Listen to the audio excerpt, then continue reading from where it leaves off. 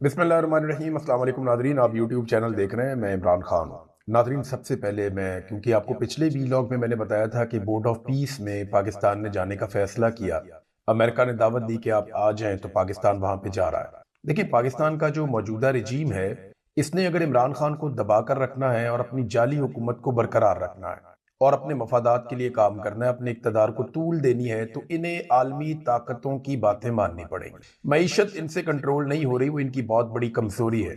दहशतगर्दी को ये कंट्रोल नहीं कर पा रहे। जिस दहशतगर्दी को ये लेकर आए, लाकर जिन दहशतगर्दों को इन्होंने बसाया, वही इनके गले पड़े हुए हैं। इनसे कंट्रोल नहीं हो रहा, ना ही बलूचिस्तान में और ना ही खैबर पख्तूनख्वा में, ना ही फिरका वारियत। देखिए, ये सारी अलग अलग तरह की दहशतगर्दी है। जो बलूचिस्तान में दहशतगर्दी हो रही है वो बिल्कुल एक अलग किस्म की है। जो खैबर पख्तूनख्वा के अंदर हो रही है वो बिल्कुल एक अलग तरह की है। और जो इस्लामाबाद में खुद कुछ धमाका हुआ है, उसके पीछे दाइश का हाथ बताया जा रहा है। तो पाकिस्तान में अलग अलग तरह की दहशतगर्दी है और इन सब से पाकिस्तानी कौम को और पाकिस्तान के इदारों को सबको मिलकर निपटना पड़ेगा। लेकिन जो हालात है इनमें तो दिखाई नहीं दे रहा। इनकी तो तवज्जो और चीजों की तरफ है, और जिन चीजों की तवज्जो है जिन चीजों की तरफ, उस तरफ ये बड़ी तेजी से बढ़ भी रहे हैं। मिसाल के तौर पे ये एक गैलप का सर्वे है और ये जनाब सर्वे छापा गया। इसके बारे में मैं आपको बाद में बताता हूँ कि ये क्या हुआ है। तो जनाब कह रहे हैं जी कि गजा में फौज भेजने के मामले पर पाकिस्तान में सर्वे, 70% पाकिस्तानियों ने इसे खुश आइंद करार दे दिया कि गजा में फौज भेज दें।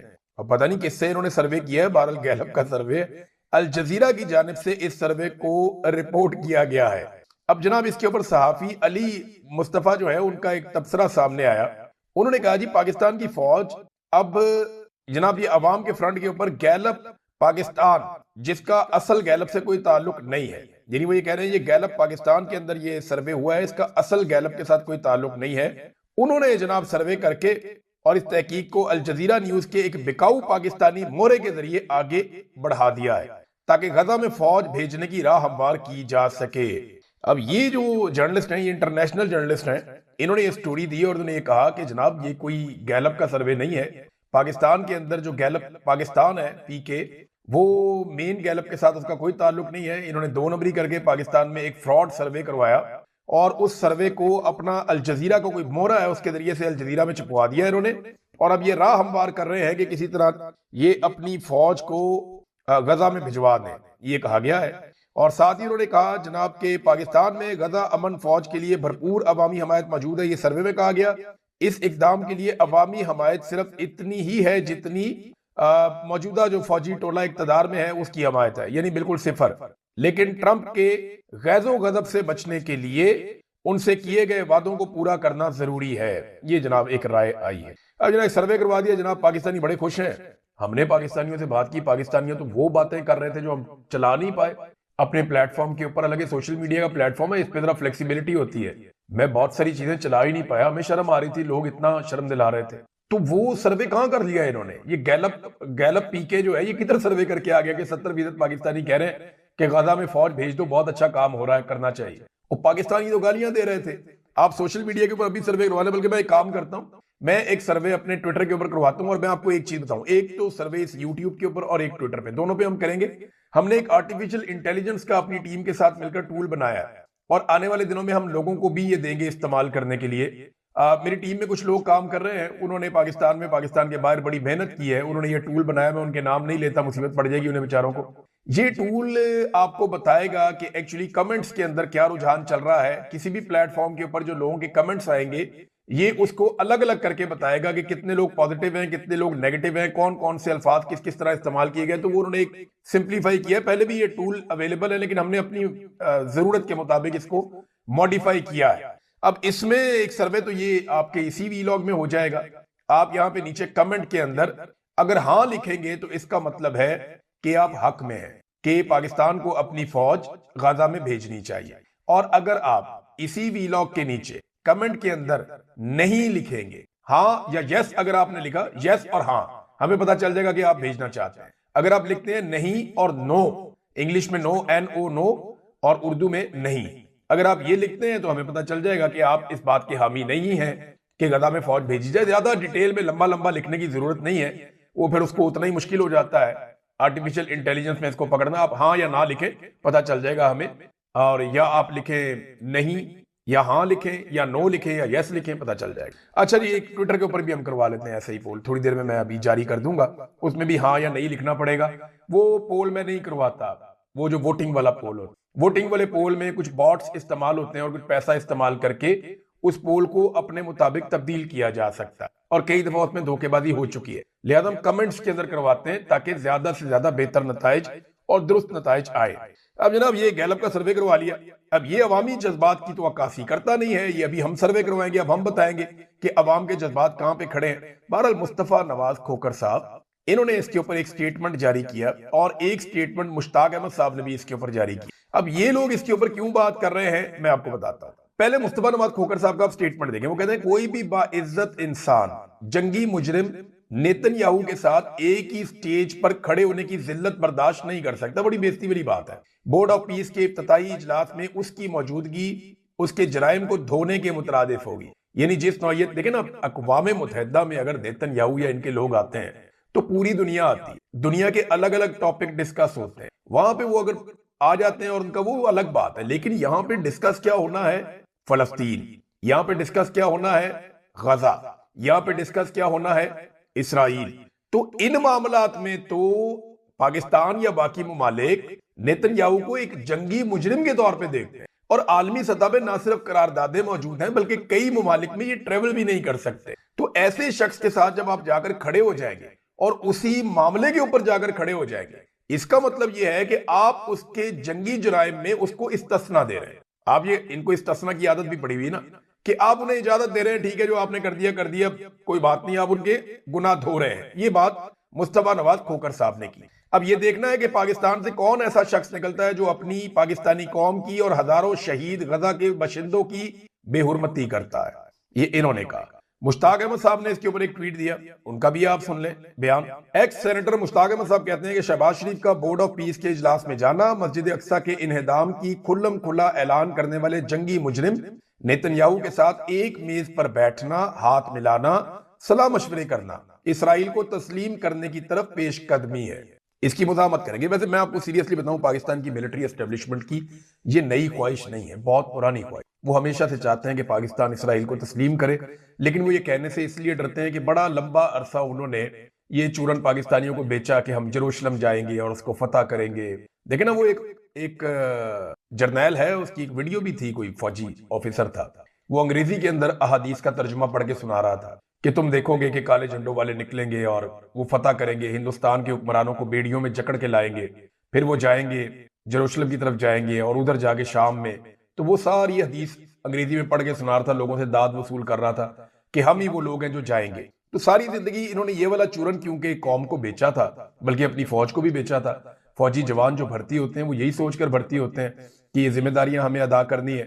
तो वो बड़ा मुश्किल हो जाता था कि पब्लिकली वो आके ये बात कहते। लेकिन ये ख्वाहिश पाकिस्तान की मिलिट्री एस्टेब्लिशमेंट के दिलों में बड़े लंबे अरसे से पनप रही है कि वो इसराइल को पाकिस्तान तस्लीम करे या उनके साथ मामलात को नॉर्मलाइज करे। तो ये कर सकते हैं आसिम मुनीर साहब, उनके पास इस वक्त ताकत है, स्याह सफेद के वो मालिक बने हुए हैं पाकिस्तान में, और वो ये कर सकते हैं। लेकिन इसकी कीमत फिर पूरे इदारे को चुकानी पड़ेगी। जो एक खला पैदा हो जाएगा पाकिस्तानियों और पाकिस्तान के इस बड़े इदारे के बीच में, उसको फेल करना फिर मुश्किल हो जाएगा। लोग बाद औक़ात मौके पर रद्देमल नहीं दे सकते, लेकिन लोगों के अंदर जो चीज पैदा हो जाती है उसे फिर खत्म नहीं किया जा सकता। वो आपके लिए एक मुस्तकिल मुसीबत बन जाएगी। अब नाज़रीन आए जरा पाकिस्तान के अंदर, लेकिन उससे पहले वॉल स्ट्रीट जर्नल ने पाकिस्तान के हवाले से एक बड़ी खतरनाक रिपोर्ट शाया की है, और उन्होंने बताया कि पाकिस्तान के सूबे बलूचिस्तान में जारी तशद्दुद और जो अस्करियत पसंद कार्रवाइयां हो रही है, ये इलाका बहुत गैर महफूज हो गया है, और उसकी वजह से जो बाहर से इन्वेस्टमेंट पाकिस्तान में आनी थी, या खासतौर पे अमेरिका इस खित्ते के अंदर एक इन्वेस्टमेंट करना चाहता था, वो सारे मसाइल खतरे से दो चार हो गए हैं। और चीन का असर रसूख कम करने के लिए जो मुकाबला अमेरिका करना चाह रहा था, इस बदअमनी की वजह से अमरीकी मंसूबा खतरे में पड़ गया है, क्योंकि कंपनियों को अपने लोगों और काम करने वालों की हिफाजत की फिक्र लाहक है। अब ये जनाब बलूचिस्तान के बारे में खबर छप रही है, वॉल स्ट्रीट जर्नल में छप रही है। तो ये दहशतगर्दी पाकिस्तान के लिए एक बड़ा इशू बन गई है। सरमायाकारी ना आने की एक तो वजह पाकिस्तान में सियासी इस्तेहकाम नहीं है, अदलिया आजाद नहीं है, और मल्टीपल रीजन है। लेकिन कुछ सरमायाकारी जो है वो सरकार खुद भी कर लेती है मैनेज, कि जनाब आपको हम ज्यादा फायदा दे देंगे, आप पैसा लेकर आ जाए पाकिस्तान में, छोड़े अदलिया को, छोड़े चीजों को, हम आपको गारंटी करते हैं। लेकिन मामला ये है कि जो गारंटी दे रहा है कल उसने रहना या नहीं रहना ये भी नहीं पता ना। एक सियासी अदम इस्तेहकाम है, अब दहशतगर्दी का इतना बड़ा फिनोमिना है कि उसके बाद तो कोई इस तरफ मुंह भी नहीं करता। ये इशू आपको हर हाल में रिजॉल्व करने पड़ेंगे। इमरान खान साहब से आज फिर उनकी फैमिली मुलाकात करने के लिए जाएगी, पता नहीं मुलाकात होगी या नहीं होगी, कोई नहीं जानता आसिम मुनीर के अलावा।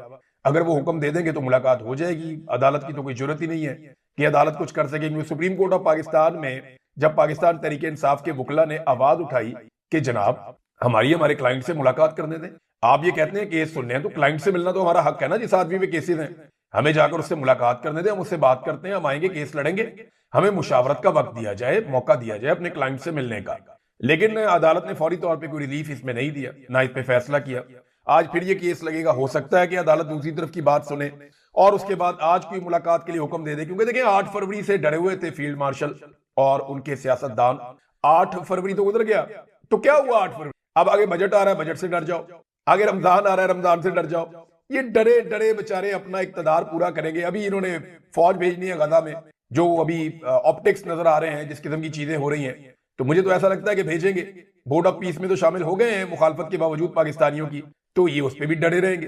तो कब तक बेचारे डर डर के गुजारा करेंगे? अब इनके डर की कीमत पूरी कौम चुकाना शुरू हो गई है। लोगों का माली नुकसान हो रहा है, लोगों की मईशत तबाह हो गई है, पाकिस्तान दहशतगर्दी में झुलस गया है, सिर्फ इस वजह से कि एक आदमी से एक और आदमी डर रहा है और उस डर की वजह से वो पाकिस्तान को चलने ही नहीं दे रहा। देखिए, अगर किसी को ये लगता है कि इमरान खान के बगैर अभी वो पाकिस्तान को चलाएगा, तो पाकिस्तान की कौम ने ये जिद पकड़ी हुई है कि वो नहीं चलने देगी। तो आप जो मर्जी कर ले, ये मुश्किल हो जाएगा। लोग पाकिस्तान में सरमायाकारी नहीं लेकर आएंगे क्योंकि सियासी इस्तेहकाम पैदा नहीं होगा। इस रिजीम ने ना नाज़रीन अभी बहुत सारे और जाली काम कर, मैं आपको वक्त के साथ साथ बता रहा हूं, गवाह रहिएगा। मुस्तकबिल में बड़े बड़े सहाफती नाम, बड़े बड़े सियासी नाम यही वाला सौदा बेचेंगे और ये कहानियां सुनाएंगे, क्योंकि यजीद वक्त के खिलाफ बोलना बहुत मुश्किल होता है, वो कोई बात नहीं करता। मैं अभी आपको बता रहा हूं कि ये क्या क्या करने जा रहे हैं। मैं अभी आपको बता रहा हूं कि ये अपने इक्तदार को तूल देने के लिए बोर्ड ऑफ पीस समेत, गजा में फौज भेजने समेत बहुत मुश्किल चीजें जो कभी भी कोई हुक्मरान पाकिस्तान में नहीं कर सकता था, ये वो सब कुछ करने जा रहे हैं। मैं आपको वक्त से पहले ये चीजें बता रहा हूं क्योंकि ये होती हुई दिखाई दे रही है। और इंटरनेशनल आप न्यूज पढ़ें, आप उनके इंटरव्यूज पढ़ें अमेरिकन के, तो वो बहुत सारी चीजें क्लैरिटी के साथ कह रहे हैं। लेकिन पाकिस्तान में लोगों को रिसर्च करने की आदत नहीं है, लोग चीजों को पढ़ते नहीं है और वही मान लेते हैं जो पाकिस्तानी हुकूमत कहती है। तो पाकिस्तानी हुकूमत आपसे झूठ बोल रही है। कल को बहुत सारे और दानिश्वर आएंगे, आके आपको बताएंगे यही बातें, तब आपको लगेगा कि बहुत देर हो गई। तब तक देर हो चुकी होगी। पाकिस्तान में इस बात की इजाजत है कि आप माजी में जो भी बुरा हुआ उसको आप बुरा कह लें, लेकिन पाकिस्तान में इस बात की इजाजत नहीं है कि आज जो बुरा करने जा रही है एस्टेब्लिशमेंट, आप उसकी निशानदेही करें। हाँ, 6 महीने बाद आप कहते हैं बहुत बुरा हुआ। इमरान खान पे जिस वक्त इद्दत का घटिया केस चल रहा था, उस वक्त जो आवाज उठाता था जेल में जाता था। लेकिन जब वो केस फारिग हो गया, 6 महीने गुजर गए, तो हर वो आदमी जो उस वक्त इस केस का मुद्दई बना हुआ था अपनी तरफ से, मीडिया के ऊपर बैठ के, वो सारे लोग इस केस को बुरा भला कहना शुरू हो गया। एस्टेब्लिशमेंट को फिक्र ही कोई नहीं। जिस वक्त जनरल बाजवा और जनरल नदीम अंजुम रजीम तब्दील कर रहे थे, उस वक्त अगर आप इस बारे में बात करते तो आप जेलों में जाते, जैसे मैं गया कई दफा, जो अरशद शरीफ ने टाइम देखा, जो बाकी लोगों ने देखा, जो साबिर शाकिर ने देखा, तो मुहित पीरजादा, तो नाजरीन उस वक्त तो बड़ी सख्ती हो जाती और सिद्दीक जान को उठा के अंदर कर दिया और बहुत सारे लोगों को। लेकिन जब जनरल बाजवा ने रजीम तब्दील कर दिया, आज सारे कहते हैं जनरल बाजवा ने रजीम तब्दील किया, उस वक्त जो जो सहाफी रजीम तब्दील होने के हक में थे और वो ये कहते थे ये सारा ऑर्गेनिक हो रहा है, ऑर्गेनिक हो रहा है, वो सारे सहाफी आज ये मानते हैं और ये कहते हैं नहीं जी नहीं, 2 नंबरी हुई थी, इमरान खान की हुकूमत जबरदस्ती गिराई गई थी। आज वो सारे कहते हैं, लेकिन उन्हें कोई गिरफ्तार नहीं करता। इसलिए मैं कहता हूं कि एस्टेब्लिशमेंट, अगर आप एस्टेब्लिशमेंट की 1-2 साल पुरानी बातों को आप जो मर्जी कहते रहे, उन्हें कोई फिक्र नहीं। वो कहते जी आज जो हम कर रहे हैं ना, इसके ऊपर उंगली, हमें अभी कोई गलत काम करने से आपने रोकना नहीं है।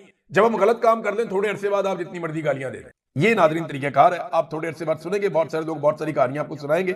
इमरान खान साहब की फैमिली और उनके डॉक्टर्स और बाकी लोग कहते हैं कि जो रिपोर्टें इमरान खान साहब की हमें दी गई हैं वो झूठी मेडिकल रिपोर्टें हैं, उनका हकीकत से ताल्लुक नहीं है। फैसल वाडा ने एक बड़ा अजीबोगरीब बयान दिया। फैसल वाडा ने हामिद मीर के शो में बैठकर कह दिया कि 500 सियासतदानों को भून दे, मुल्क ठीक हो जाएगा। 500 सियासतदान, 25 करोड़ पाकिस्तानियों को ना भून दे, मुल्क ठीक हो जाएगा। फैसल वाडा साहब, आप खुद कौन है? आपकी पहचान क्या है? आप खुद भी एक सियासतदान है। कायदे आजम कौन थे? उनकी पहचान क्या थी? वो भी एक सियासतदान थे। कायदे आजम की बहन कौन थी? उनकी पहचान क्या थी? वो भी एक सियासतदान थी। बेनजीर भुट्टो भी एक सियासतदान थी। जिस जरदारी को आप कल मिलकर आए और आपने ये स्टेटमेंट दिया, वो भी एक सियासतदान है। ये तो सारे लोग सियासतदान है। ये जितने जर्नैल हैं, इनकी ख्वाहिश क्या होती है कि ये सियासतदान बन जाए, हमेशा हाजिर ड्यूटी रहे, क्योंकि नौकरी में तो रिटायर हो जाते हैं। जब सियासतदान बन जाते हैं तो फिर रिटायरमेंट नहीं होती, लगे रहते हैं सारी जिंदगी। सियासतदान बुरे नहीं है, उन्हें बुरा बनाया जाता है। आप 500 सियासतदानों की बात करें ना, आप 4 डिक्टेटरों को कब्र से निकाल के लटका दें, सिर्फ 4 डिक्टेटरों को कब्रों से निकाल के आप लटका दें और 10 जर्नैलों को आप सजा दे दें, कानून के मुताबिक दे दें, भूलने की बात भी नहीं कर रहा, कोई गैर कानूनी रास्ता ना अपनाए, आइन तोड़ने के ऊपर, इंसानी हकूक की पामालियों के ऊपर आप इनको लटका दें, सिर्फ 10 जर्नैलों को आप सजा दें, पाकिस्तान बिल्कुल ठीक हो जाए, हर चीज ठीक हो जाएगी। मैं आपको गारंटी देता हूं, 500 क्या 5000 सियासतदान भी मार देंगे ना तो पाकिस्तान ठीक नहीं होगा, बल्कि नफरत मजीद बढ़ेगी। नाज़रीन, पाकिस्तान के वजीर दिफा ने एक बड़ा अहम एतराफ किया और ये इस मौके पे उनका एतराफ अहम है क्योंकि जब पाकिस्तान बोर्ड ऑफ पीस में जा रहा है, अपनी फौज को गजा में भेजना चाहता है, तो ये वजीर दिफा ने इस मौके पे एतराफ किया कि डिक्टेटरों और जर्नैलों ने अपने मफाद के लिए मेड इन अमेरिका जहाद के लिए अपना नसाब बदल दिया। वो कोई जहाद नहीं था, ये सारा अपने अपने मफाद के लिए जर्नैलों ने किया था। इसमें इस्लाम या मजहब या मोहब्बत नहीं थी और हमने आज तक कोई सबक नहीं सीखा, यानी आज भी हम वही काम करने जा रहे हैं। ख्वाजा आसिफ ने दूसरे अल्फाज में ये बात बताई है। अब ख्वाजा आसिफ जो है ना, वो कभी कभी अपना रिकॉर्ड सीधा करने की कोशिश करते हैं, लेकिन इस सारे गंद के अंदर ख्वाजा आसिफ बराबर के शरीक है, वो इससे अपनी जान छुड़ा नहीं पाएंगे। महमूद खान अचकजई साहब ने इसी हवाले से एक स्टेटमेंट दिया। उन्होंने कहा, मैं अफवाज पाकिस्तान से गुजारिश करता हूं कि खुदा के लिए मेहरबानी करें, जिस तरह दुनिया की फौजें गुजारा करती हैं उस तरह गुजारा करो। पाकिस्तान 10 सालों में बेहतरीन मुल्क बन जाएगा।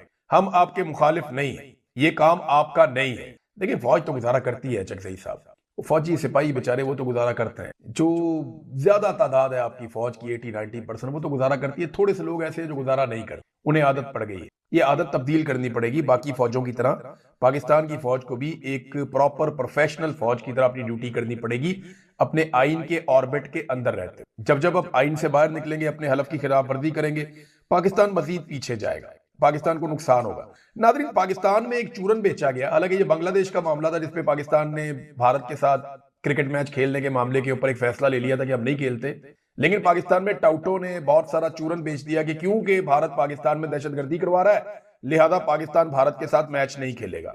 ये टाउटों ने रोला डाल दिया था। मुझे हैरत हो रही थी कि पाकिस्तान का तो माजी में ये मौके पर था कि खेल को अलग रखें, सियासत को अलग रखें, लड़ाई को अलग रखें, तो आप खेल के मैदान में सियासत और दूसरी चीजों को ना लाएं, ये तो हम कहते थे। लेकिन फिर पाकिस्तान ने वो किया और इंडिया में बहुत सारे लोग कह रहे थे पाकिस्तान इस पे कायम नहीं रह पाएगा, पाकिस्तान को ये फैसला वापस लेना पड़ेगा, इसका बहुत बड़ा नुकसान हो सकता है पाकिस्तान क्रिकेट बोर्ड को। बहरहाल ये फैसला वापस ले लिया गया और अब पता चला है कि पाकिस्तान और भारत आपस में मैच खेलेंगे। अब दुआ यह है कि पाकिस्तान भारत से मैच जीत जाए, क्योंकि भारत को हम जवाब तो दे नहीं रहे, किसी बात पे भी नहीं दे रहे। लगातार भारत पाकिस्तान में दहशतगर्दी करवा रहा है, बकौल पाकिस्तानी हुकूमत के, उनके पास सबूत भी है, इसके बावजूद कोई जवाब नहीं दिया जा रहा। अभी जो एक ताजा तरीन खबर है, वो खबर यह है कि भारतीय हुकूमत ने दरियाए चनाब पर, यह हमारा दरिया है दरियाए चनाब, इसके पानी पे हमारा हक तस्लीम किया गया है। भारत इसका 1 इंच पानी या इसका 1 ऊंस पानी भी नहीं रोक सकता। तो भारतीय हुकूमत ने दरियाए चनाब पर सलाल डैम और बगलिहार डैम के दरमियान सावलकोट हाइड्रल प्रोजेक्ट की मंजूरी दे दी है। एक और बिजली का प्रोजेक्ट जो 1450 मेगावाट सस्ती बिजली बनाएगा भारत के लिए। तो दरियाए चनाब के पानी के बहाव को भारत फिर कंट्रोल करेगा। हम किधर, वो एक के बाद एक डैम बना रहे हैं, उन्होंने तो बाहर से पैसे भी नहीं लेने। हम तो डैम बनाने के लिए पहले वर्ल्ड बैंक के पास जाते हैं, फिर एशियन डेवलपमेंट बैंक के पास जाते हैं, फिर कहीं जाते हैं, फिर कहीं जाते हैं। वो तो अपनी जेब से पैसे निकाल के अपना डैम बना देते हैं। उनके पास पैसे हैं, उन्होंने पैसे कमाए हैं, उन्होंने यहाँ पे डिक्टेटर नहीं खड़े किए, उन्होंने वहां पे कोई मार्शल लॉ नहीं लगाए, उन्होंने अपने सियासतदानों के जरिए से अपने मुल्क को चलाया और वो पैसे बनाए उन्होंने, और उन पैसों के जरिए से वो डैम्स भी बनाते हैं। और क्योंकि वो डैम अपने पैसों से बनाते हैं, बाहर से पैसा नहीं मांगते, लिहाजा आप बाहर से उन पे दबाव भी नहीं डाल सकते। तो अब ये कैसे रोकना है, सोचने वाली बात तो ये है। और पीटीआई का जलसा रोकना तो इनको आता है। दरियाए चनाब का जो पानी भारत रोक रहा है, उस पर भारत को कैसे रोकना, भाई ये तो बताए ना। ये काम भी आपके करने वाला है, करें ये काम। नाज़रीन, पाकिस्तान तहरीक इंसाफ में छोटा मोटा झगड़ा शुरू हो गया और उसमें जुनैद अकबर साहब की एक ऑडियो भी आ गई। वो कहते हैं जी हमें बात नहीं करने देते, और पाकिस्तान तहरीक इंसाफ के अंदर ही लोग हैं, वो उन लोगों का नाम दे देते हैं जो लोग नरम नरम बातें करते हैं असेंबली के अंदर। मैं सख्त बात करता हूं तो बात नहीं करने देते। बात ये ठीक है, देखें अपोजिशन के तौर पे पाकिस्तान तहरीक इंसाफ ने बदतरीन कारकर्दगी दिखाई है पार्लियामेंट में, बदतरीन कारकर्दगी, टके की कारकर्दगी। इतनी घटिया और गंदी और गलीज हुकूमत होना कोई जिसकी कोई कारकर्दगी ना हो, उस हुकूमत के खिलाफ तो अपोजिशन को मजे आ जाते हैं काम कर। लेकिन ऐसी घटिया अपोजिशन की है। बोर्ड ऑफ पीस के ऊपर उन्होंने कहा बात करनी, किसने बात की? गजा में फौज भेजने के ऊपर बात करनी, किसने बात की? किसी ने किसी को अकाउंटेबल किया? कुछ भी नहीं हुआ, हमने तो नहीं देखा। फिर जनाब शुगर स्कैंडल के ऊपर कुछ हुआ? कुछ भी नहीं हुआ। आटा स्कैंडल के ऊपर आवाज उठाई? नहीं उठाई। सैलाब मुतासरीन के लिए आवाज उठाई? नहीं उठाई। मईशत की तबाही के ऊपर किसी ने बात की? नहीं की। पेट्रोलियम लेवी इतनी बढ़ गई 100 रुपए के करीब, किसी ने बात की? हमें दिखाई नहीं देता। बिजली और गैस की कीमतें, पीआईए इन्होंने जनाब अर्जा ऐसे ही बेच दिया, पीआईए उठा के इन्होंने ओने पोने दे दिया, उसके ऊपर बात की कोई नहीं की। पंजाब में 2000 से ज्यादा जाली पुलिस मुकाबले हो गए, उसके ऊपर किसी ने बात की? कोई बात नहीं की। इतना मार्जिन है, इतना बेड़ा गर्क किया है वफाकी हुकूमत ने। मैं आपको स्कैंडल गिनवाऊं ना तो इनके दर्जनों ऐसे स्कैंडल हैं जिनके ऊपर बात हो सकती है कौमी असेंबली में और सेनेट में, लेकिन ये जब आते आगे गोंगलुओं से मट्टी झाड़ते हैं। इमरान खान साहब की कैद पे थोड़ी सी बात की, थोड़ी सी जी हमारे ऊपर बड़ा जुल्म हो रहा है इस पे बात की, और जनाब थोड़ी सी इधर उधर की बात करके तो निकल जाते हैं। और भाई अकाउंटेबल करें हुकूमत को और इदारों को, उनसे पूछेंगे, जवाब दो भाई किधर हो तुम लोग। असेंबली के अंदर कारकर्दगी जीरो है, जीरो। पाकिस्तान तहरीके इंसाफ की माजरत के साथ, और ये है तहरीके इंसाफ की टके की कारकर्दगी इन्होंने नहीं दिखाई। इतनी बुरी गवर्नेंस अगर किसी भी हुकूमत की होती, फर्ज करें पीटीआई की होती ना, इतनी बुरी गवर्नेंस तो नवाज शरीफ की पार्टी ने इनको नाकों चने चबवा देने थे, इनको धूल चटा देनी थी। लेकिन तुफ है, इन्होंने कुछ भी नहीं किया। मुझे हैरत होती है, इतने नालायक है। यानी किसान तबाह बर्बाद हो गया, उसके लिए इन्होंने आवाज नहीं उठाई, और आवाज उठाई तो ऐसी गोल ओ भाई इशू को उठाओ, सारी पार्टी उस इशू पे चढ़ जाओ, उस इशू के ऊपर हुकूमत को दीवार के साथ लगाओ, हुकूमत से अकाउंटेबिलिटी करवाओ, बार बार हुकूमत से उसका जवाब तलब करो। इन्होंने किया ही कुछ नहीं। किसान रुल गया, मजदूर रुल गया, आम आदमी रुल गया, तनख्वाहदार तबका तबाह हो गया, तलबा जो है वो खुवार हो गए, पाकिस्तान में बेरोजगारी बढ़ गई, हर दूसरा आदमी गरीब हो गया। क्या किया अपोजिशन ने? ओ भाई हुकूमत तो गंद मार रही है, अपोजिशन तो अपना काम करे।